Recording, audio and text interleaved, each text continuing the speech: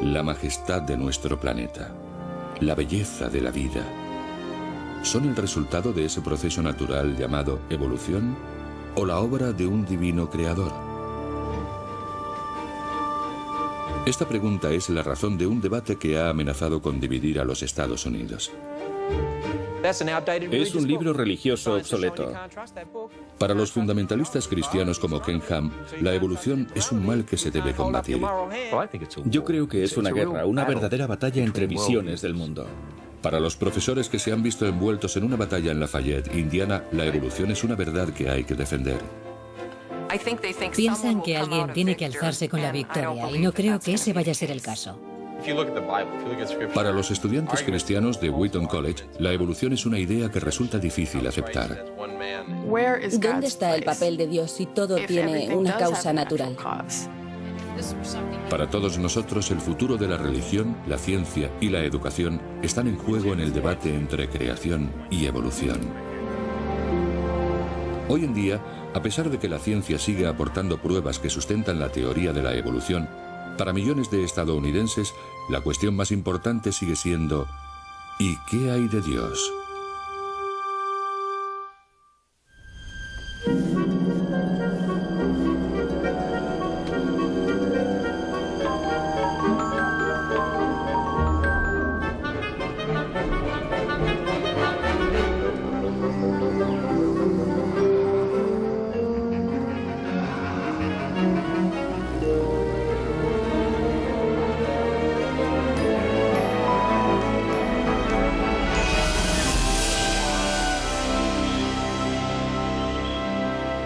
Evolución.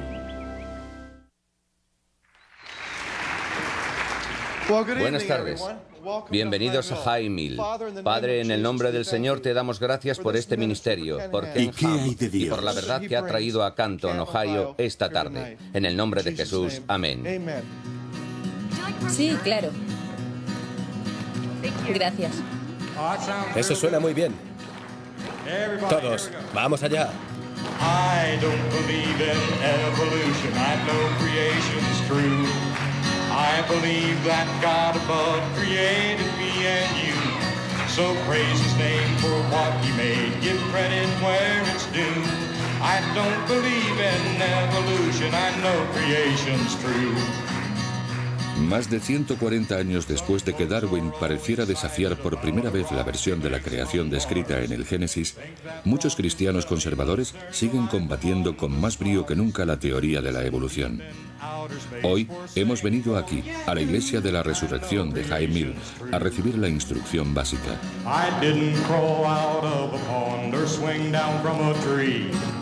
Adam is my ancestor and not a chimpanzee. God created everything, in 6 days He was through.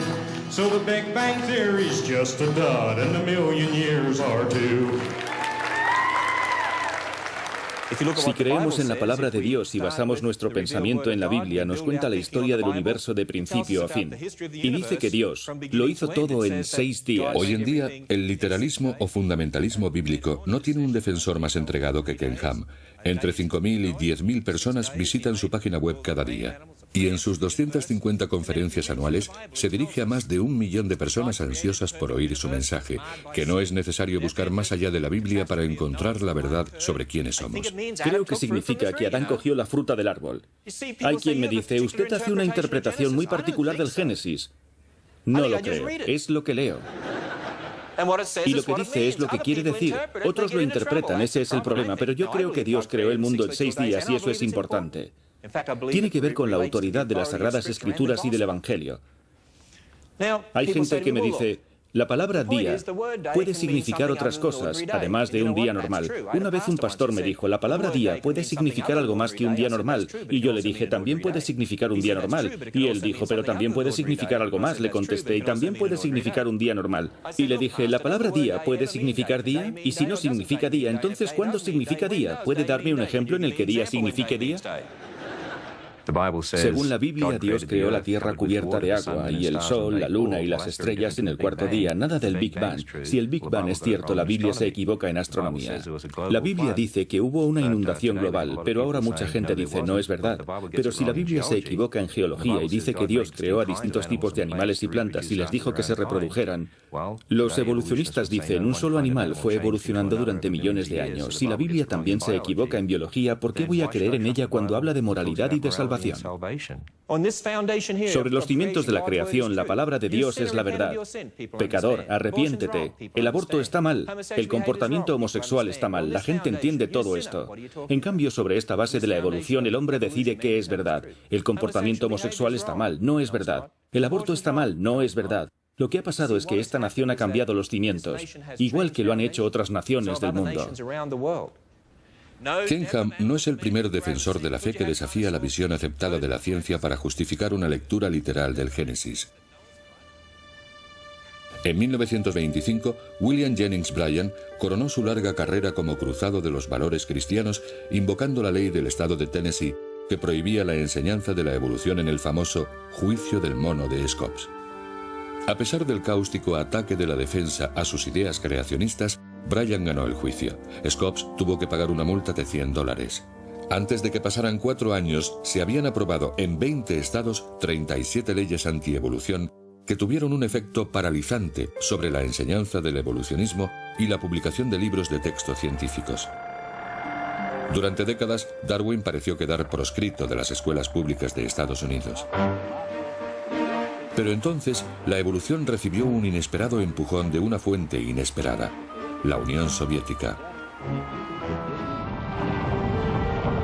En 1957 los estadounidenses se quedaron espantados al saber que sus rivales comunistas en la Guerra Fría habían saltado antes que los Estados Unidos al espacio exterior con el lanzamiento de un satélite llamado Sputnik. La carrera espacial había comenzado. De repente la educación científica se convirtió en una prioridad nacional, y al mismo tiempo que resurgían los despreciados programas científicos, también lo hacía la evolución. Desde entonces, los literalistas bíblicos han hecho todo cuanto han podido por desacreditar las teorías de Darwin. Hoy quiero enseñaros algo muy especial. La próxima vez que alguien diga hace millones de años, quiero que levantéis la mano y digáis, disculpe, ¿estaba usted allí? ¿Creéis que os acordaréis? La próxima vez que alguien diga hace millones de años, ¿qué vais a decir? ¿Estaba usted ahí? No he oído nada. La próxima vez que alguien diga hace millones de años, ¿qué vais a decir? ¿Estaba usted ahí? ¿Estaba usted ahí? El mundo se ríe de los que creemos en el diluvio universal y en el arca de Noé. Dejad que se rían y que presenten el arca de Noé como si fuera un cuento de hadas. Pero no fue un cuento, fue un barco real, ¿verdad? ¿Qué pasó? Las fuentes del interior de la Tierra se abrieron y la inundaron. Volcanes, maremotos, pero por supuesto todos los animales, incluidos los dinosaurios, estaban a salvo en el arca, ¿verdad?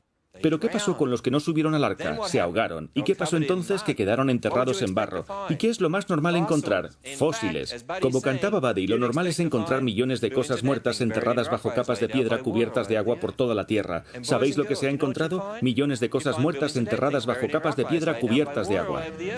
Well, there really was a worldwide flood. Just look at the stony curse, with billions of dead things buried in rock layers 8 down the water, all over the earth. Real good. Qué bien sienta cantar por la mañana. Vamos a ver si hacemos que nos oiga todo el pueblo.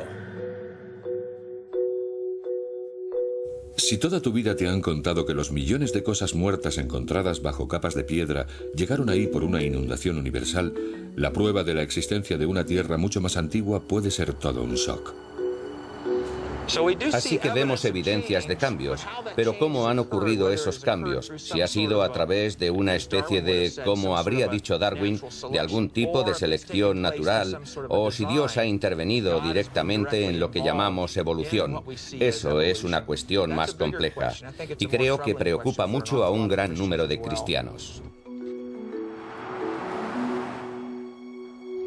Aquí tenemos una charca que existió en este lugar hace unos 33 millones de años. Y muchos animales murieron en esta zona, y sus restos quedaron aquí. Por eso hemos encontrado aquí numerosos esqueletos. En la estación científica de Wheaton College, en las Black Hills de Dakota del Sur, el asombro del descubrimiento ha animado a más de un alumno o alumna a emprender el camino del estudio de la historia evolutiva. Has dicho que el yacimiento tiene unos 30 millones de años. ¿Y cómo habéis llegado a esa cifra? ¿A través de qué procesos habéis llegado a esa conclusión? Cuando tenemos edades independientes de, digamos, 30 millones de años para las cenizas, y a continuación encontramos fósiles que representan un desarrollo en el sentido evolutivo en todo el mundo, ¿tiene sentido? ¿Qué haces cuando tienes la evidencia delante? Eres científico. Tienes la evidencia delante, pero lo que estás pensando es, esto va en contra de lo que me han enseñado. Contradice absolutamente todo lo que he dado por cierto hasta ahora. ¿Puedo tirarlo todo por la ventana? Esa es una lucha a la que me he enfrentado este año. ¿Dónde está Dios? Vale, ahora míralo y dime. Nathan Bird está cursando la especialidad de geología en su último año en Wheaton College, en Illinois. Creo que ya está listo. Esta tranquila universidad se encuentra en el ojo de un huracán que está enfrentando visiones opuestas sobre el desarrollo de la vida. Wheaton, una de las 50 principales universidades de Estados Unidos, tiene el compromiso de exponer a sus alumnos a los descubrimientos de la ciencia. Pero como universidad cristiana también tiene el compromiso de fortalecer su fe en el Dios de la Biblia. Sus estudiantes forman parte del grupo religioso mayoritario en Estados Unidos, el de los cristianos conservadores. Para ellos, los conflictos entre la profesión de la fe cristiana y las afirmaciones de la teoría evolucionista no son solo políticas o académicas, son personales. Las emociones son muy reales y tienen su peso en todo el problema, creo, porque es algo que tiene que ver con los seres humanos, tiene que ver con nuestra propia alma, con nuestra propia existencia, y creo que por eso es tan importante. Wheaton se define a sí misma como un mercado de ideas, pero inevitablemente algunos alumnos se sienten amenazados al enfrentarse a formas de pensar que no existen en el mundo del que vienen.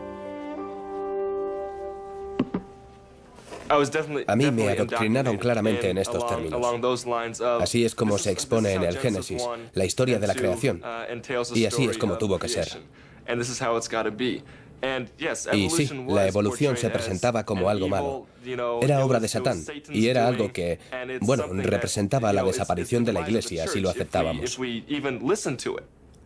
De pequeño yo me hacía preguntas como, bueno, pero ¿cómo creó Dios la Tierra? Y me decían, vamos a leer otra vez el Génesis 1 y verás cómo fue. Y allí dice que Dios lo creó todo, que separó el mar de la tierra, que creó el día y la noche. Pero mi mente quería saber los detalles, cómo había ocurrido. Siempre ha hecho preguntas difíciles. Nathan siempre ha hecho preguntas difíciles. Pero creo que es porque esa es su forma de ser. No se conforma con aceptar lo que le dice la gente o con creer algo porque es lo que cree todo el mundo. Realmente es el tipo de persona que quiere ir siempre al fondo de la cuestión y que quiere saber de verdad, quiere entender de verdad. Cuando vuelvo a casa hablando con mi madre y con mi familia me dicen, ¿qué? ¿Ya te has vuelto evolucionista? Y es como el gran mal desconocido. Es algo que ni siquiera se discute, y eso es lo que me perturba. Antes de venir a Wheaton, una amiga de mi madre le dijo, no le dejes ir allí, es una universidad muy liberal. Y al principio, cuando hablé con él por teléfono un día, estaba un poco nerviosa, e incluso llegué a decirle que esperaba que no hubiera perdido la fe.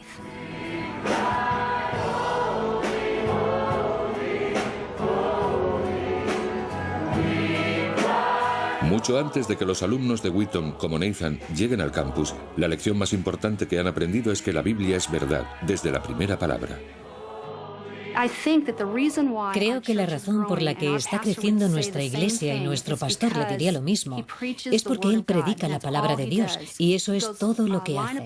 Va línea por línea, versículo por versículo, libro por libro. Y esa es la única razón de que nuestra iglesia esté creciendo tan rápido.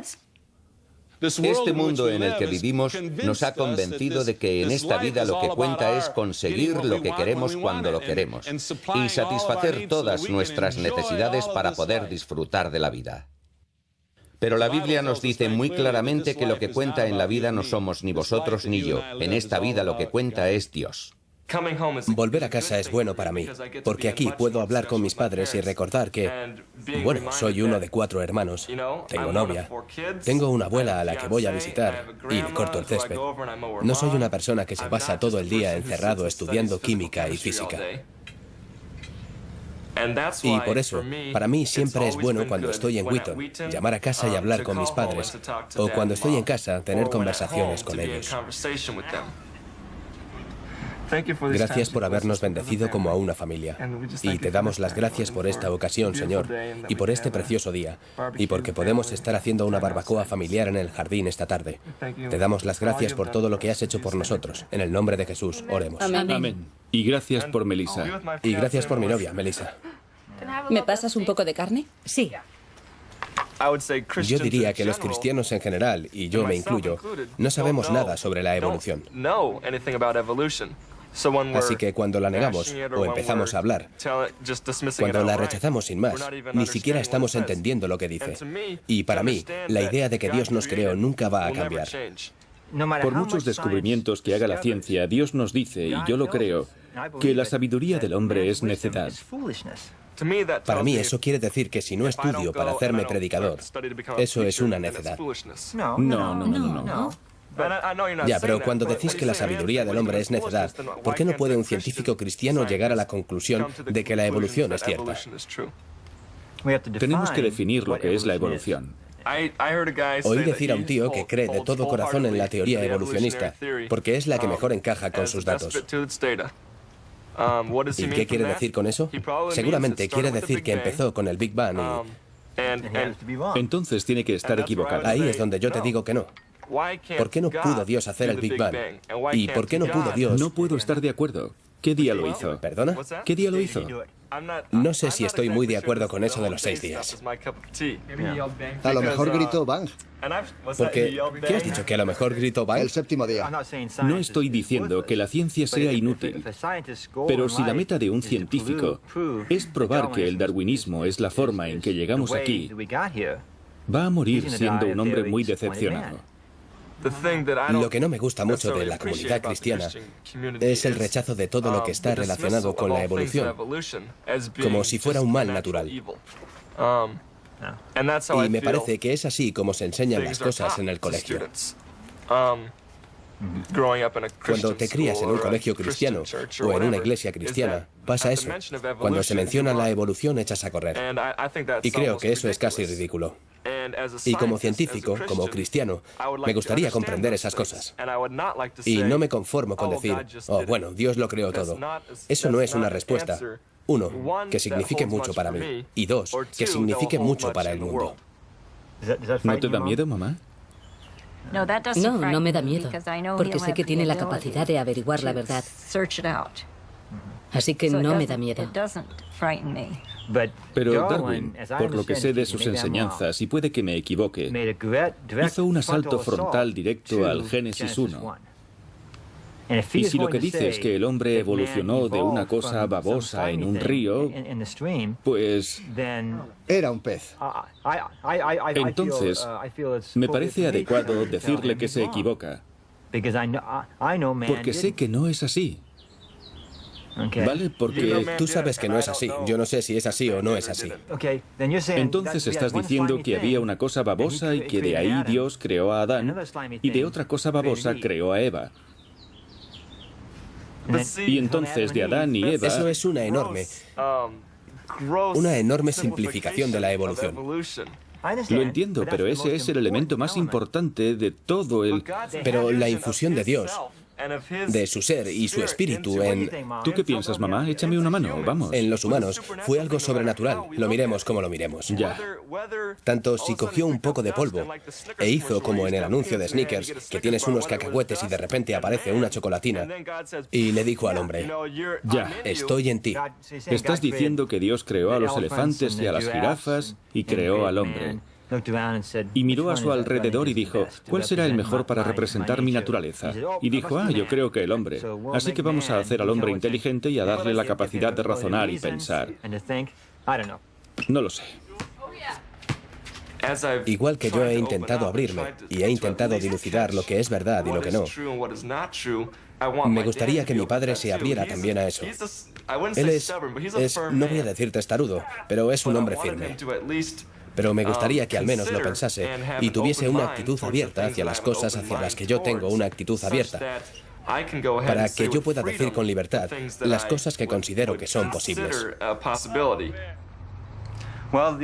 Lo único que me preocupa de que estudie la evolución, como yo lo entiendo, es que si Nathan dedica su vida a intentar explicar la creación, se va a quedar a un paso de conseguirlo. Y es el elemento milagroso que Dios introdujo y que el hombre no puede explicar. De modo que si su meta y su sueño en la vida es explicar la creación, va a morir siendo un hombre muy decepcionado porque no se puede explicar lo milagroso. Él estaba trazando una línea que no iba a cruzar, y yo intentaba decirle, yo no sé si me pararía ahí, quizá vaya al otro lado del monte, un poco más allá, para explorar lo que Dios ha podido hacer ahí. Pero de vuelta en Wheaton, la exploración más allá de los límites impuestos por padres y pastores puede llevar a los estudiantes a lugares muy inquietantes. Algunas de las preguntas más delicadas no vienen de la ciencia, sino de la Biblia misma. ¿Cómo podemos explicar la aparición del pecado en el mundo? Si evolucionamos a partir de los monos, quizá un día un mono se despertó y dijo Dios, ahora sois humanos y voy a daros un alma para que seáis responsables y distingáis el bien del mal, y mi hijo morirá por vosotros después de que hayáis llenado el planeta de pequeños humanos. Por un lado está eso, y luego está que cuando ves los árboles genealógicos de la Biblia, todos se remontan a Adán o a sus descendientes. Así que parece que Adán fue una persona real. Y no sé cómo encontrarle sentido a eso. Emi Hayashi está estudiando para ser veterinaria. Fue a una escuela elemental cristiana, pero después asistió a un instituto laico. En Wheaton se esfuerza por reconciliar esas enseñanzas opuestas. En el instituto se despreciaban los versículos de la Biblia. En mi iglesia baptista del sur se despreciaba la evolución. Así que los dos paradigmas estaban completamente separados. En el instituto fue duro, y al mismo tiempo creo que fortaleció mucho mi fe porque constantemente la estaban poniendo a prueba. La gente esperaba de mí que fuera cristiana, pero no sabían lo que es ser cristiano. Defiendo la evolución porque me molesta cuando oigo a un cristiano decir, la creación fue en 6 días, no pudo ser de otra forma, la Biblia lo dice, y claro, yo voy en contra. Juego a ser el abogado del diablo, y sé que eso no es tan bueno, pero es más divertido, y es un desafío intelectual ser capaz de pensar desde un punto de vista que no es el tuyo. Si leemos la Biblia, pero para la mayoría de los alumnos de Wheaton, esto es más que un desafío intelectual. Los debates sobre creación y evolución llegan hasta la misma base de sus ideas sobre quiénes son y por qué existen. Y ninguna parte de la teoría de Darwin es más difícil de aceptar para los cristianos conservadores que la afirmación de que descendemos de antepasados no humanos y no de Adán y Eva. No lo sé. Yo me inclino hacia la idea de que en un momento determinado de la evolución de los homínidos, Dios les infundió su espíritu convirtiéndolos en humanos. Porque no creo que los primeros homínidos fueran humanos. Creo que nosotros somos diferentes y que tenemos alma y que tenemos una relación con el creador del universo. Pero no sé en qué momento ocurre eso. No sé si hubo un solo Adán o si era un grupo de personas. No lo tengo muy claro. Yo no estoy de acuerdo en que Adán fuera un grupo de personas. Ya he dicho que no lo tengo claro. Biológicamente quizá. ¿Qué quieres decir? Y teológicamente, Adán tiene que ser un individuo. San Pablo dice que el pecado viene de un solo hombre, Adán, de modo que la salvación viene de otro hombre, Jesucristo. Así que, personalmente, no sé, pero... Entonces, ¿pensáis que era como un grupo o un solo hombre? Depende de cómo interpretes el concepto de hombre. Parafraseando a... Actualmente en Wheaton, los alumnos pueden discutir libremente las posibilidades de que Adán y Eva fueran personas individuales o múltiples, o una alegoría. Pero para sus profesores, debatir abiertamente el tema es imposible, gracias a la controversia provocada por las afirmaciones de un hombre hace casi 40 años. En aquella época, yo apenas había pisado un campus de una universidad cristiana. Yo había tenido una educación laica, aunque era cristiano desde hacía mucho. Y estar en un campus cristiano era algo nuevo para mí, y creo que no sabía muy bien cómo comportarme, y probablemente no me comporté muy bien. En 1961, durante un simposio en Wheaton sobre el cristianismo y los orígenes del hombre, Walter Harm afirmó que los mismos procesos químicos que habían conducido a nuestra existencia podrían haber producido a Adán y Eva. Cuando se divulgó la noticia, Wheaton fue el blanco de ataques muy duros. Lo que ocurrió fue que un redactor de una publicación cristiana muy conservadora que se llamaba La Espada del Señor, se puede imaginar por el nombre que no era precisamente una publicación muy conciliadora, a aquel hombre le sentaron muy mal mis comentarios o mi estilo. Ha llegado el momento de la indignación, clamaba La Espada del Señor. Wheaton se ha tragado una dosis doble de evolucionismo al permitir a hombres como Walter Hearn expresar sus salvajes puntos de vista en el campus de una universidad cristiana. Incontables cristianos están gravemente preocupados por Wheaton. La universidad recibió cientos de cartas de fundamentalistas, entre ellas la de la madre de una alumna de Wheaton. 2 veces he oído que la universidad se está volviendo liberal, que enseñan evolución en Wheaton. Lo que más me aflige es que nuestra hija pueda perder allí la fe. ¿Es eso posible? Si su fe se quebrase o simplemente flaquease, preferiría verla muerta. Para tranquilizar a los alumnos y padres preocupados, Wheaton ordenó que todos los miembros del profesorado firmasen una declaración de fe que afirmaba su creencia en la descendencia directa de la humanidad de 2 personas reales llamadas Adán y Eva, y que habían sido creadas por Dios. A día de hoy, se sigue exigiendo a todos los profesores de Wheaton que firmen esta declaración. La razón por la que, en mi opinión, Wheaton College sigue manteniendo la existencia de unos Adán y Eva históricos en su declaración de fe es simplemente que la existencia de esas 2 personas juega un papel teológico clave en el resto de nuestras creencias. Los cristianos evangélicos, y de hecho todos los cristianos ortodoxos, creen que Jesús tuvo que venir y sacrificarse en la cruz y después vencer a la muerte alzándose de entre los muertos. ¿Pero por qué tuvo que hacerlo? Tuvo que hacerlo porque toda la humanidad estaba esclavizada por el pecado universal. Y eso plantea otra cuestión. ¿De dónde venía ese pecado? Bien, a su vez, eso venía de lo que los cristianos creemos que fue la caída histórica de un padre y una madre humanos que llevaron consigo, que transmitieron al resto de la raza humana lo que había ocurrido. Y así, Adán y Eva desempeñaron un papel muy estratégico en toda la teología de lo que los cristianos hemos creído históricamente. 40 años después de que Walter Hearn hiciera temblar el campus con sus escandalosas declaraciones, Wheaton está preparada para volver a intentarlo. Las ramificaciones del árbol de la vida reconstruido gracias al ADN. Para ayudar a sus alumnos a examinar sin prejuicios las evidencias, los profesores de Wheaton pidieron al geólogo de la Universidad Estatal de Kansas, Keith Miller, cristiano convencido y defensor de la enseñanza de la evolución, que diera la conferencia de presentación de un simposio sobre el registro fósil en la historia geológica.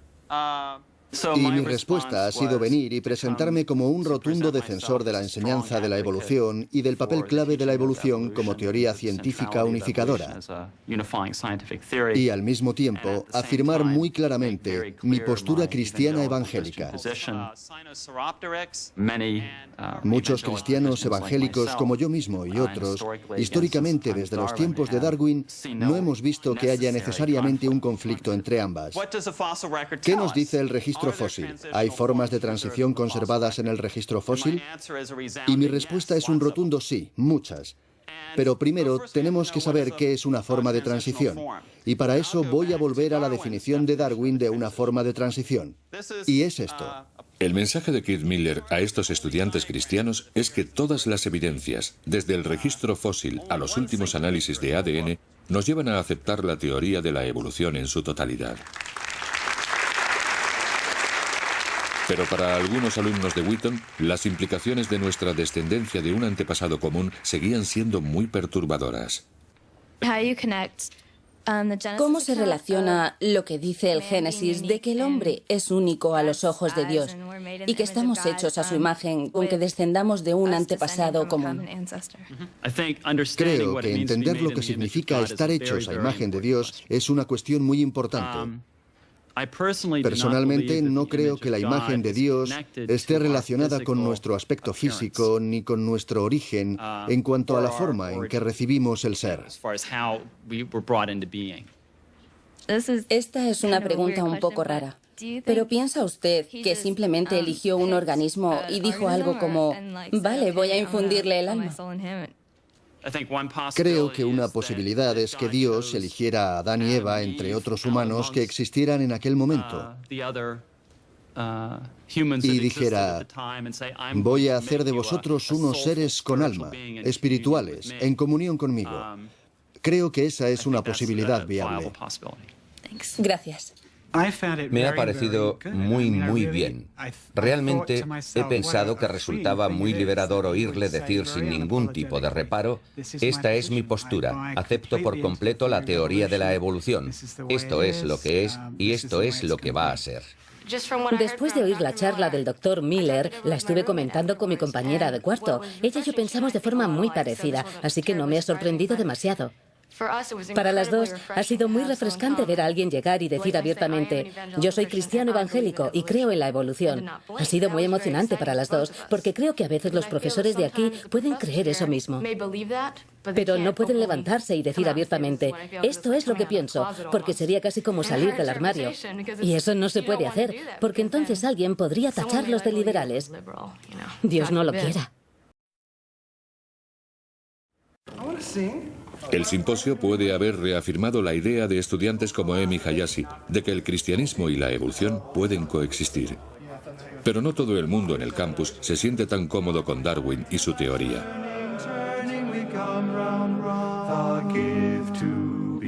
Peter Slayton está haciendo la especialidad de antropología, es cantante y él se define como un tejano nacido en el cinturón de la Biblia. Para él, los argumentos a favor de la evolución no son lo bastante sólidos para sustituir a las convicciones que trajo cuando vino a Wheaton. En este momento sigo haciendo preguntas. Si tuviera que elegir un bando, creo que elegiría el creacionismo, porque es en lo que me han educado, es con lo que me siento cómodo, y hasta ahora nada de lo que dice la evolución me ha convencido rotundamente de que es así como ocurrió. 1, 2, 3. ¿Por qué no tocas eso cuando hayamos acabado de cantar? Eso, buena idea. Lo que me molesta es que de una forma u otra te piden que reinterpretes algo. Si eliges una versión, los del otro lado te van a acusar de negar la ciencia o de negar la teología. Hagas lo que hagas, todo el mundo pierde. No puedes elegir un lado y que les parezca bien a todos.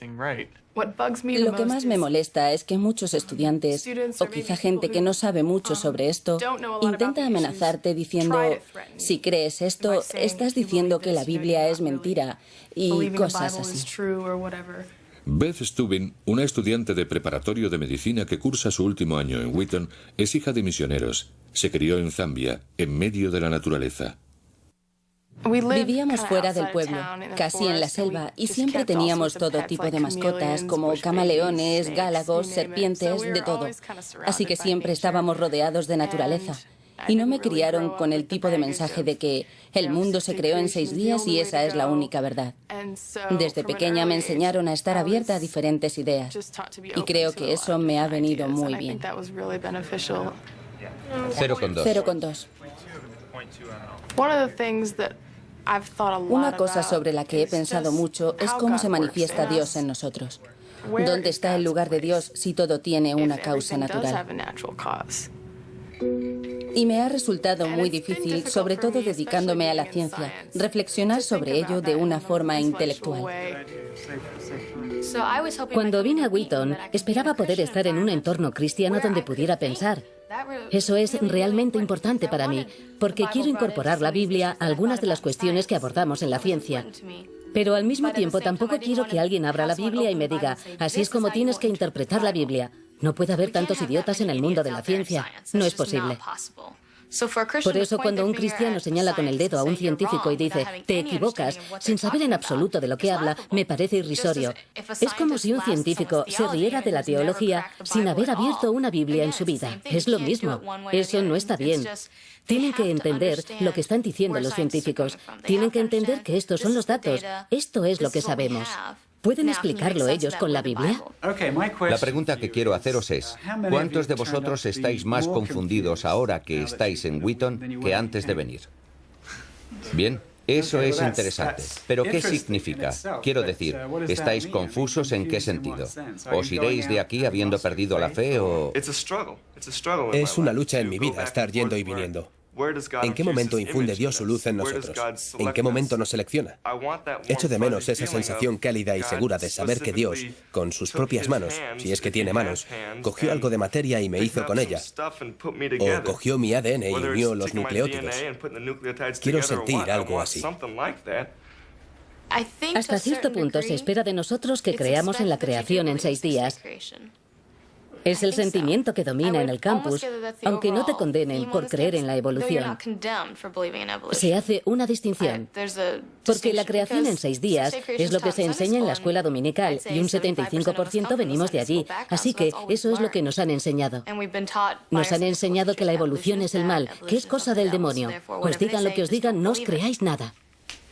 Para estudiantes como Emi Hayashi, el literalismo bíblico ya no define su fe.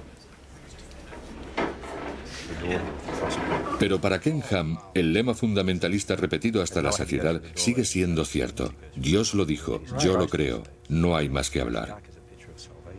¿Qué son, Buddy? Tú eres el experto en dinosaurios. Son triceratops. No hay muchas maquetas del Arca de Noé con dinosaurios. No, pero los dinosaurios eran animales terrestres.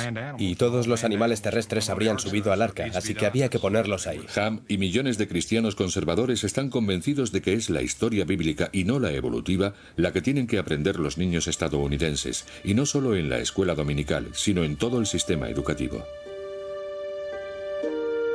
Sí, nos preocupa lo que está pasando en los institutos, lo que está pasando en la cultura, que generaciones enteras de niños están pasando por un sistema educativo básicamente vacío del conocimiento de Dios. Al final, si solo somos una mezcla de sustancias químicas, ¿cuál es el sentido de la vida? ¿Por qué sienten esa desesperanza y que no tienen un propósito en la vida? La razón es que no se les ha dado un propósito y un significado en la vida. Aunque no terminéis el tutorial en el ordenador hoy, al menos empezadlo y adelantad un poco, o no lo tendréis terminado cuando acabemos la unidad. ¿Eso es todo lo que tenemos que decirles? Sí, eso es todo. Podéis iros. Muy bien, vámonos. Esto tenéis que corregirlo. Déjame un momento, Joe. Claire McKinney, científica y cristiana de Lafayette, Indiana, es una entre los miles de profesores de ciencias de los Estados Unidos que se ha visto involucrada en el pulso que se está produciendo entre el literalismo bíblico y la evolución. Y es mucho lo que está en juego, tanto para los profesores como para los alumnos.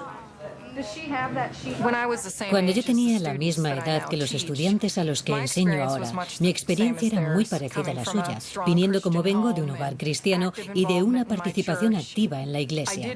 Yo aceptaba que la Biblia era la palabra de Dios y que no se ponía en duda, y lo aceptaba. Y en la adolescencia, cuando empecé a tener cada vez más interés por las ciencias y empecé a estudiar el método científico y lo que hace que la ciencia sea ciencia, parecía contrario a mis creencias. Claire McKinney sabía que algunos de sus alumnos sentían la misma frustración por las contradicciones entre lo que habían aprendido en sus escuelas dominicales y sus hogares y lo que les enseñaban en clase, pero no esperaba que decidieran tomar cartas en el asunto. Y se quedó desconcertada cuando los alumnos hicieron circular una petición exigiendo que se añadiese algo que llaman creación especial al currículo de ciencias. Pero McKinney y sus compañeros se quedaron aún más sorprendidos cuando más de la mitad de los alumnos del instituto y 35 miembros del profesorado firmaron la petición apoyando la causa. Cuando vi el periódico ayer por la mañana, vi en esa foto a 5 chicos brillantes, alumnos sobresalientes a los que les había ido muy bien en esta clase. Y me sorprendió mucho ver a algunos de ellos en esa foto, porque yo creía que habían entendido la diferencia entre lo que es ciencia y lo que no lo es. Es evidente que si en algún momento lo supieron, ahora no lo saben. Todos los profesores dicen, no aceptamos ni rechazamos la existencia de Dios. Pero cuando están aceptando la biología tan libremente y diciendo que es el único camino, puede que no lo digan directamente, pero indirectamente es lo que quieren decir. ¿Por qué nos da tanto miedo decir que Dios existe si de hecho un 80% del mundo cree que Dios existe? Si tienes una religión, a menos que seas ateo, que estoy seguro de que son una minoría, entonces Dios existe. Crees que hay un ser superior ahí arriba. Y aunque te dé miedo admitirlo en clase porque alguien va a pensar que le estás presionando para que crea en Dios, ¿no debería darles miedo a los demás presionarte para que no creas en Dios? A mí eso me parece aterrador. A mí me parece increíble que nosotros hayamos podido encontrar un montón de información que respalda la creación especial y que digan que no hay nada. ¿Dónde estás buscando? Porque yo puedo prestarte un libro si te interesa. No sé si este es un incidente aislado de unos chicos que se están tomando esto muy a pecho o si es el plan de los nuevos creacionistas. Si no puedes atacar la evolución en el Tribunal Supremo, quizás se puede ir arrancando la mala hierba de la evolución tallo a tallo para librarte de ella. Eso es lo que me preocupa. La gente no entiende realmente el problema. A la gente le dicen, lo primero, tienes que elegir entre fe y ciencia. Tienes que elegir entre el cristianismo y la evolución. Les dicen, lo justo es enseñar los dos puntos de vista. Lo justo es enseñar la evolución y también la ciencia de la creación, o la teoría del diseño inteligente. Desde su diminuta oficina en un pueblo del norte de California, Eugene Scott y el equipo del Centro Nacional para la Educación Científica despliegan todo un arsenal de argumentos para defender la enseñanza de la evolución. Hola, Emily. Hola, Ginny. Con frecuencia, la parte más difícil es hacer comprender a la gente qué es ciencia y qué no lo es. La evolución o la ciencia en general no pueden decir nada sobre si Dios tuvo o no tuvo algo que ver con esto. Todo lo que puede hacer la evolución como ciencia es decirnos qué sucedió, no puede decirnos quién lo hizo. En cuanto a lo que sucedió, hay pruebas sólidas de que las galaxias evolucionaron, los planetas evolucionaron, el Sol evolucionó y todos los seres vivos comparten antepasados comunes. En el Centro Nacional para la Educación Científica se reciben llamadas de profesores de todo Estados Unidos a los que se acusa de haber expulsado a Dios de sus clases.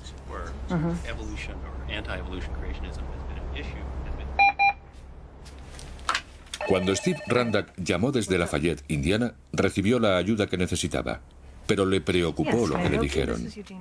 Eugene Scott me contó que esta era la primera vez que ella supiera que los alumnos habían tomado la iniciativa. Y me preocupa mucho que haya otros lugares donde los chicos den ese paso, protesten, pidan a los consejos escolares que tomen medidas y que los consejos escolares no hagan lo que deben. Creo que piensan que alguien tiene que alzarse con la victoria y no creo que vaya a ser ese el caso. Pero ganen o pierdan, para los alumnos de Claire McKinney esta es una batalla que vale la pena librar.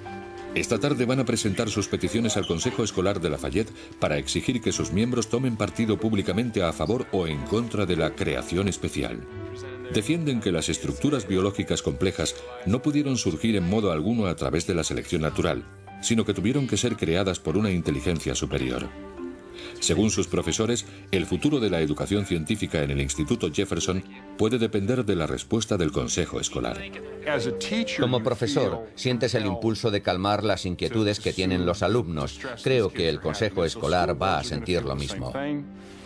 Joyce, si podemos pasar lista, por favor. Y creo que ese sentido de querer ser justos es algo que tienen los miembros del Consejo Escolar. Y eso, a lo que van a responder, va a ser peligroso. Vamos a dar comienzo a esta reunión del Consejo Escolar de Lafayette. En primer lugar, bienvenidos. Tengo entendido que algunos habéis venido esta tarde para discutir el currículo de ciencias del Instituto Jefferson. Por favor, que levanten la mano aquellos que han venido por esa razón. Bien, gracias. Vamos a proceder. ¿Hay algún comentario? Se abre el turno de intervenciones. Vale.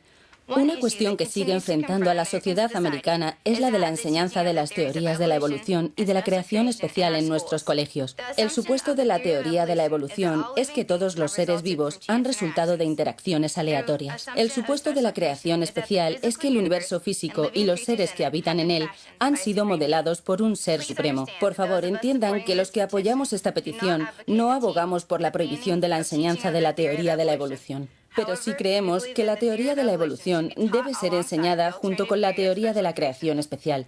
Queremos que nos enseñen los hechos para poder decidir por nosotros mismos. Gracias. Para estos estudiantes el problema no es elegir entre la ciencia y la Biblia, sino qué visiones de la ciencia se debe enseñar. Es una táctica aplicada por primera vez en 1961, cuando Henry Morris y John Whitcomb publicaron un libro revolucionario que empleaba pruebas científicas cuidadosamente seleccionadas para defender la causa creacionista. La inundación del Génesis es el documento fundacional de la ciencia creacionista. Todo lo demás se ha construido a partir de este libro. En él se defiende que se puede encontrar evidencia científica que demuestra que la Tierra fue creada tal y como describe la lectura literal del libro del Génesis.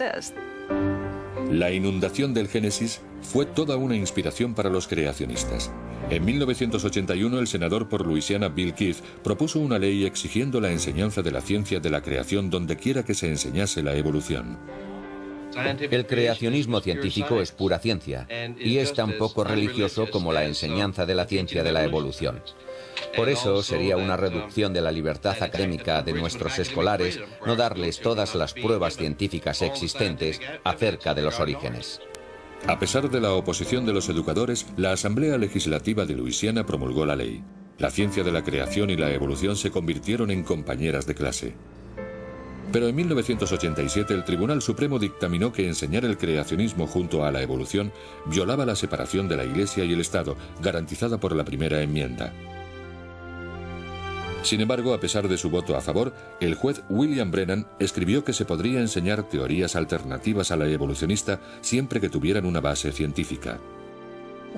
Lo que escribió el juez Brennan en la decisión de 1987 fue que, por supuesto, los profesores tenían derecho a enseñar todas y cada una de las visiones científicas sobre el origen de los humanos o cualquier otra teoría científica. Y eso es absolutamente cierto.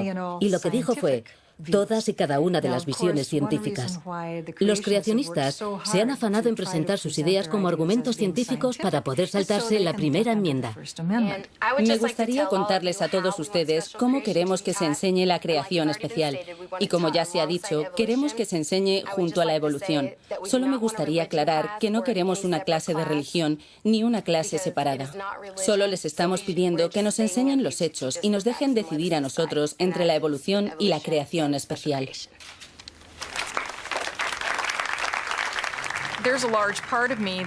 Por una parte pensaba para mí, vaya, no hemos conseguido transmitirles nada bien la naturaleza de la ciencia, cuando tenemos tantos alumnos que no entienden la diferencia y por qué ni la creación ni ningún ser supremo tienen cabida en una clase de ciencias. Y no dejaba de pensar, y eso que hemos intentado por todos los medios hacerles comprender que convierte a un hecho determinado en ciencia. Y el que haya tal falta de comprensión sobre esto me perturba bastante. Lo que no entienden es que la ciencia es una competición de ideas bastante brutal. No es precisamente una situación en la que se te permite expresar tu idea solo porque quieres hacerlo. Ese sentido de lo que es justo no existe en la ciencia. En la ciencia las ideas se sustentan en evidencia y esa evidencia tiene que ser evaluada por pares y tiene que ser repetible y tiene que ser comprobable. Y el creacionismo no es eso. Y sabemos que tenemos derecho a decidir sobre la información.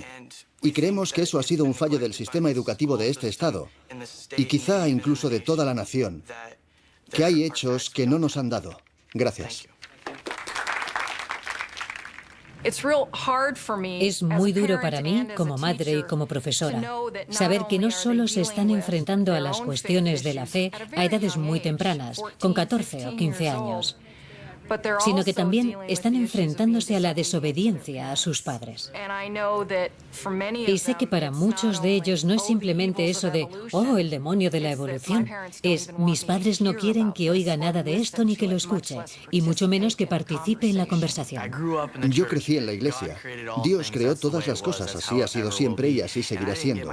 Y no oí hablar de la evolución hasta que estaba en tercero y estábamos estudiando los insectos. Y era como, bueno, algún día aprenderéis que los elementos básicos de la vida evolucionaron desde el agua.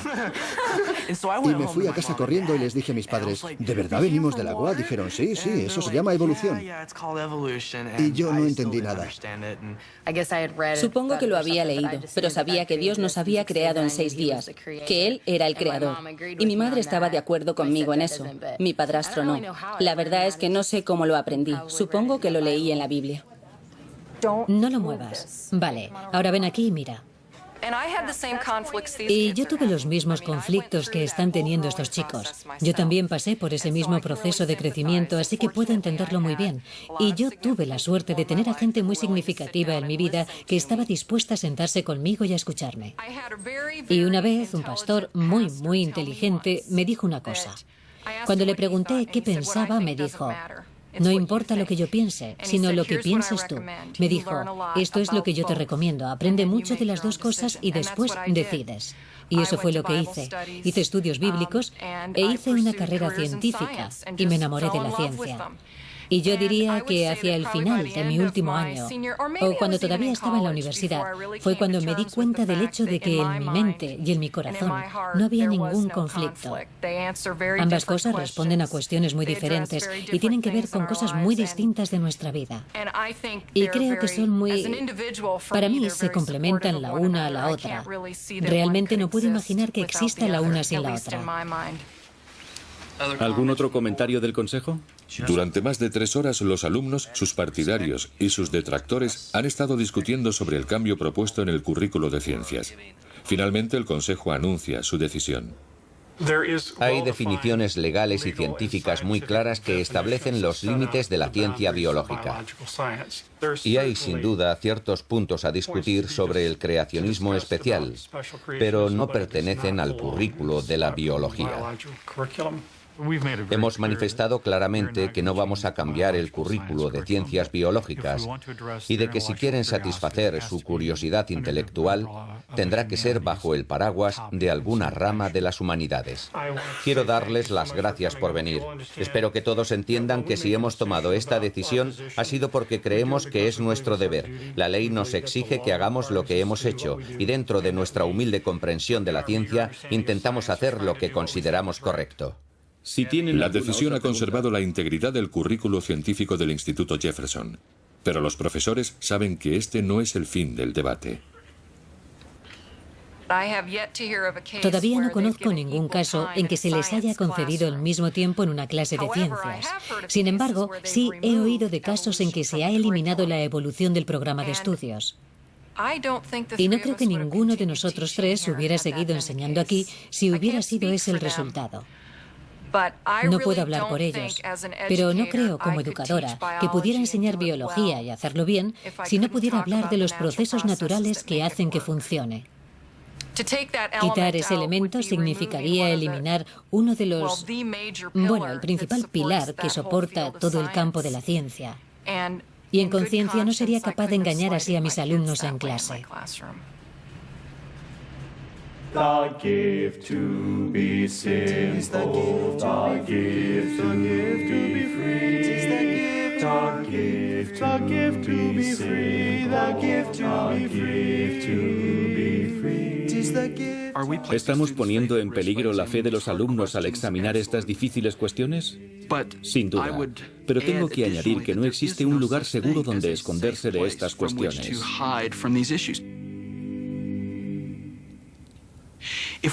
Si acudimos al literalismo bíblico más rígido, el hecho de que nuestros alumnos vivan en el mundo real significa que su fe siempre está en peligro. Los cristianos creemos que nuestra fe tiene sus raíces en acontecimientos reales ocurridos en un mundo real. Intentar crear una forma de conceptualizar nuestra fe que nos proteja y nos aísle de todo riesgo es sustraerle a la cristiandad su esencia misma. Un problema que tenemos muchas veces es que la gente mira a los cristianos y dice: eres de esos fanáticos religiosos. Yo no quiero que la gente me vea así, quiero ser culta y quiero ser inteligente. Quiero tener respuestas y que la gente pueda decir: eso puedo respetarlo, y quiero argumentar algunas respuestas sin necesidad de Dios. Eso puede sonar casi a sacrilegio, pero quiero ser capaz de razonar algunas cosas sin tener que incluir a Dios en la explicación. Y además quiero vivir mi vida de forma que sea un reflejo de Dios. No creo que entre la ciencia y la fe tenga que haber inevitablemente un conflicto. Yo soy científica, disfruto con la ciencia, no he tirado a Dios por la ventana en absoluto y conozco a mucha gente que piensa de la misma forma. Y que busquemos causas naturales a las cosas no quiere decir que pensemos que eso es todo lo que hay. No significa que estemos ignorando el significado de la vida. Solo estamos estudiando lo que ha hecho Dios, lo hiciera como lo hiciera, y no creo que ahí haya ningún conflicto. Cuando oí a un hombre temeroso de Dios decir, yo apoyo la teoría de la evolución, aquello obró maravillas en mí. Y me sentí un poco más libre al decir, vaya, Dios es más grande que la caja en la que quizá lo había metido. Como predijo su abuela, Nathan está buscando la verdad. Está buscando su propia respuesta a esa pregunta.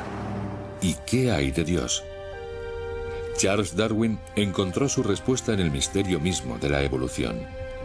En la edición final de su libro sobre el origen de las especies, escribió: hay grandeza en esta concepción de que la vida, con sus diferentes fuerzas, fue originalmente alentada por un creador en unas pocas formas o en una sola. Y desde tan sencillo principio evolucionaron, y siguen evolucionando, infinidad de portentosas formas de belleza sin par.